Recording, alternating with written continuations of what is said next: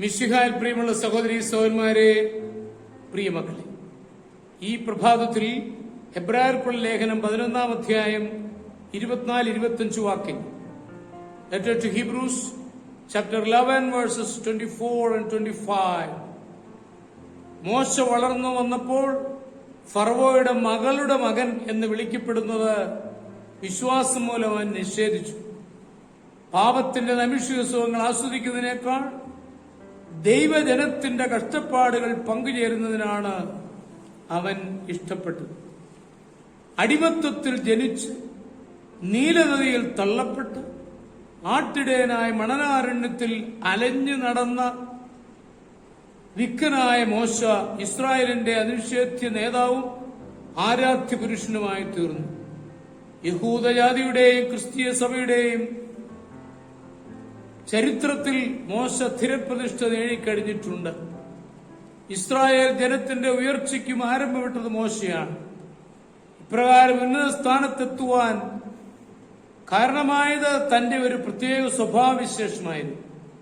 ഫറവോ രാജാവിന്റെ കൊട്ടാരത്തിൽ രാജകുമാരനായി ജീവിക്കുവാൻ കൈവന്ന അവസരം ഉപേക്ഷിച്ച് സ്വന്തം ജനത്തെ സേവിക്കുവാൻ മോശ തയ്യാറായി. ത്യാഗമെന്ന ഏകവാക്യത്തിൽ അത് നമുക്ക് സംക്ഷേപിക്കാം. ത്യാഗത്തിന് പ്രതിഫലമുണ്ട്. അനുഗ്രഹങ്ങളുടെ മുന്നോടിയാണ് ത്യാഗം. ജീവിതത്തിൽ എന്തെങ്കിലും സ്ഥായിയായി നേടണമെങ്കിൽ അതിനുവേണ്ടി മറ്റു പലതും ത്യജിക്കേണ്ടി വരും. എല്ലാ നേട്ടങ്ങളുടെയും പിന്നിൽ അനേക നാളുകളിലെ ഉറക്കമിളപ്പും അധ്വാനവും മനക്ലേശവും ഉണ്ടായിരിക്കും. യൂറോപ്യൻ മിഷണറിയായ ബെയ്ലി മലയാള നിഘണ്ടു ചമയ്ക്കുവാൻ 20 വർഷം കഠിനാധ്വാനം ചെയ്തു. നാടുനീളെ സഞ്ചരിച്ച് പലരോട് അന്വേഷിച്ച് പദങ്ങൾ സമാഹരിച്ച് അഹോരാത്രം അധ്വാനിച്ചതിന്റെ ഫലമായി മലയാള ഭാഷയിൽ ആദ്യത്തെ നിഘണ്ടു രൂപമെടുത്തു. വലിയ നേട്ടങ്ങളുടെ പിന്നിൽ വലിയ ത്യാഗമുണ്ട്. ഒരു സുഖവും ത്യജിക്കുവാൻ തയ്യാറില്ലാത്തയാൾ നാശത്തിലേക്ക് ഓടുകയാണ്.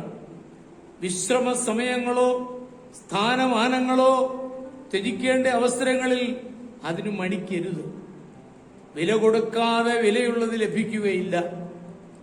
നാം എന്തെങ്കിലും വിലയുള്ളത് നേടണമെങ്കിൽ അതിനായി മറ്റു പലതും ത്യജിക്കേണ്ടി വരും.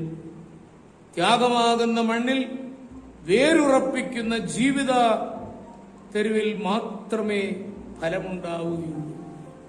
നമ്മുടെ കർത്താവ് യേശു മിശിഹായുടെ കൃപയും പിതാവായ ദൈവത്തിന്റെ സ്നേഹവും പരിശുദ്ധാത്മാവിന്റെ സഹവാസവും പരിശുദ്ധ അമ്മയുടെ മധ്യസ്ഥതയും നിങ്ങളെല്ലാവരോടും കൂടി ധാരാളമായിട്ടുണ്ടായിരിക്കും, എപ്പോഴും എപ്പോഴും എന്നേക്കും. ആമേൻ.